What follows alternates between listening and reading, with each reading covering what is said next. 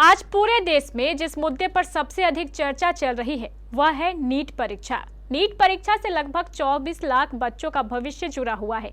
NEET परीक्षा paper leak का मामला आज एक ऐसा मामला बन गया है जिससे पूरे देश की अस्मिता भी जुड़ गई है। अब यह मामला सुप्रीम कोर्ट में चल रहा है। नीट परीक्षा में पेपर लीक किस स्तर पर हुआ, इस पेपर लीक से बच्चों पर कितना प्रतिकूल प्रभाव पड़ेगा, इन सब मुद्दों पर सुप्रीम कोर्ट में बहस चल रही है। सुप्रीम कोर्ट में इस मामले की सुनवाई चीफ जस्टिस DY चंद्रचूड़ की 3 सदस्यीय बेंच कर रही है। इस बेंच में जस्टिस मनोज मिश्रा और जस्टिस पारदीवाला शामिल है। कल 8 जुलाई को सुप्रीम कोर्ट में इस मामले पर विस्तार पूर्वक बहस चली। छात्रों एवं उनके अभिभावकों द्वारा सुप्रीम कोर्ट में अलग अलग याचिकाएं दायर की गई थी। इन सभी याचिकाओं में नीट परीक्षा को रद्द कर दोबारा करने की मांग की गई थी, जबकि सरकार का पक्ष रख रहे वकील ने इस नीट परीक्षाओं को रद्द करने की मांग का विरोध किया। कल सुनवाई के दौरान सुप्रीम कोर्ट ने नीट परीक्षा को लेकर कई महत्वपूर्ण टिप्पणियां की।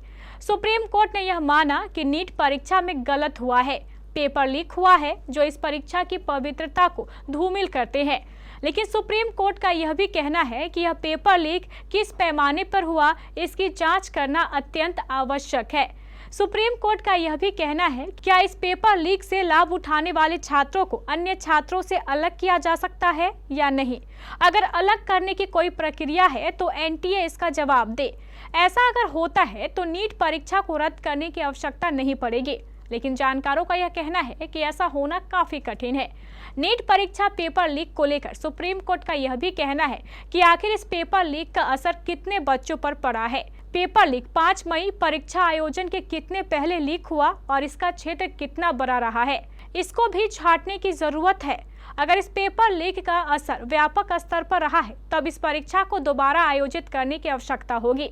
लेकिन जब तक इन मुद्दों को पूरी तरीके से हम जांच नहीं लेते तब तक हम 24 लाख बच्चों के भविष्य के साथ खिलवाड़ नहीं कर सकते। इन सभी प्रश्नों के जवाब के लिए सुप्रीम कोर्ट ने NTA को नोटिस भी जारी किया है और तुरंत जवाब देने का भी निर्देश दिया है। इसके अलावा सुप्रीम कोर्ट ने NTA को नीट परीक्षा के सभी छात्र छात्राओं का रिजल्ट भी प्रकाशित करने का आदेश दिया है। गौरतलब है कि अभी तक नीट में सभी वर्गों के सिर्फ 100 छात्रों के रिजल्ट ही प्रकाशित किए जाते रहे हैं।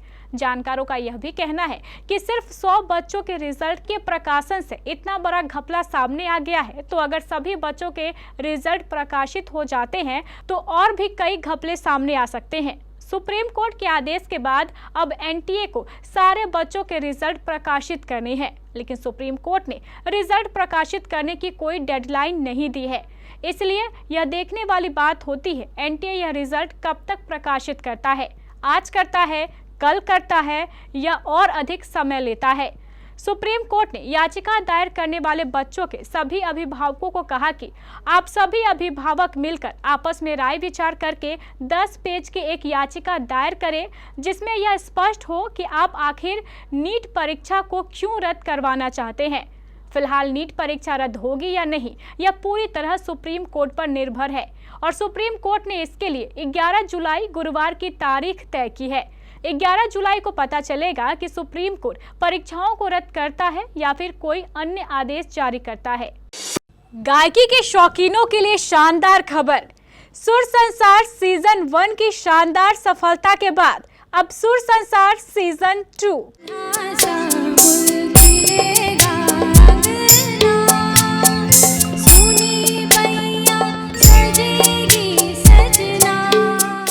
KBC एक बार फिर लेकर आ रहा है आपका मनपसंद गायकी का कंपटीशन सुर संसार सीजन 2। इस कार्यक्रम में भाग लेकर आप अपनी गायकी और अपनी आवाज को राष्ट्रीय पहचान दे सकते हैं। इस प्रतियोगिता में भाग लेने के लिए आपको निम्न बातों का अनुसरण करना होगा। नंबर 1, सबसे पहले आप अपनी आवाज में अपनी पसंद के एक फिल्मी गाने की वीडियो रिकॉर्डिंग करें और हमें हमारे WhatsApp नंबर 9297979705 पर भेज दें। नंबर 2, गाने की रिकॉर्डिंग करते समय इस बात का ध्यान रखें कि इसमें किसी भी तरह का ट्रैक म्यूजिक या इंस्ट्रूमेंटल म्यूजिक ना हो। नंबर 3, गाने को भेजते समय अपना पूरा नाम, पूरा पता, मोबाइल नंबर और एज का उल्लेख अवश्य करें। साथ में अपना आधार कार्ड भी भेजें। अपने नाम, पते, मोबाइल नंबर और एज को आप गाने के पहले बोलकर रिकॉर्ड कर सकते हैं। नंबर 4, इस प्रतियोगिता में 16 वर्ष से लेकर 35 वर्ष तक के प्रतिभागी ही भाग ले सकते हैं, मेल और फीमेल दोनों। नंबर 5, प्रतियोगिता में कुल 7 राउंड होंगे। नंबर 6, प्रतियोगिता के विजेताओं को प्रथम पुरस्कार के रूप में 1 लाख रुपए, द्वितीय पुरस्कार के रूप में 75,000 रुपए और तृतीय पुरस्कार के रूप में 50,000 रुपए का इनाम दिया जाएगा। इसके अलावा 4 नंबर से 14 नंबर तक के 11 विजेताओं को स्पेशल पुरस्कार भी दिए जाएंगे। नंबर 7, गाना भेजने की अंतिम तारीख 10 जुलाई 2024 है।